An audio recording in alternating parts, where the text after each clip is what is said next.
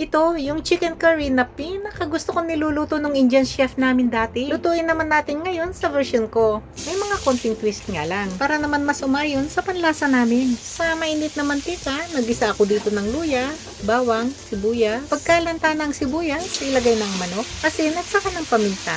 Halu-haluin, lutuin hanggang sa mapagmantika na ang balat ng manok. Gamit dito yung malakas na setting ng apoy. Ilagay ng kamatis, timplahan ng patis, takpan, lutuin hanggang sa mapalambot na mga kamatis. Gamit dito yung pinakamahinang setting ng apoy. Bakit naman pinakamahinang apoy? Para naman hindi tumatuyuan ng katas. Pagkaligis ng mga kamatis, naglagay ako dito ng manghang na sili, curry powdered mix, turmeric powder, chili powder, halu-haluin, lutuin ng 5 minuto. O kaya naman ay hanggang sa makita na humihiwalay na yung mantika sa sarsa. Bakit naman kailangan pang lutuin ng curry powder hanggang sa magmantika? Nang sa gayon, matanggal yung mamait-mait at hilaw na lasa ng curry powder. Sa ganitong paraan, mas napapalabas ang sarap ng lasa at aroma nito. Ngayon, ilagay na ang gata, full cream na evaporated milk. Naglagay din pala ako dito ng tubig.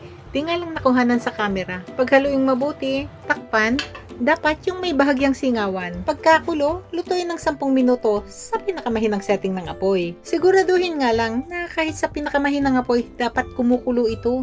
Ba't naman kailangan pa ng may bahagyang singawan? Nang sa gayon, creamy pa rin at di malabnaw yung pagkakaluto ng gata. Matapos ang 10 minuto, timplahan ng chicken powder. Ilagay na rin ang carrots, patatas. Paghaluing mabuti, takpan nang may bahagyang singawan pa rin. Pagkakulo, lutuin ng 30 minutos o kaya naman ay hanggang sa mapalambot ng manok. Gamit dito yung pinakamahinang setting ng apoy. Sa loob nga pala ng 30 minutos, halu-haluin bawat 5 minuto para naman makasiguro na hindi ito masunog. Yan o. Malambot na yung manok sa kapatatas. Bago ilagay ang bell peppers, tikman muna para maihusto ang lasa. Paghaluing mabuti, lutuin hanggang sa maamoy na ang bango ng mga bell peppers. Bago i-serve, maglagay ng konting kalamansi juice. O yan o, may kaluto ta na. O may nakayumanga na.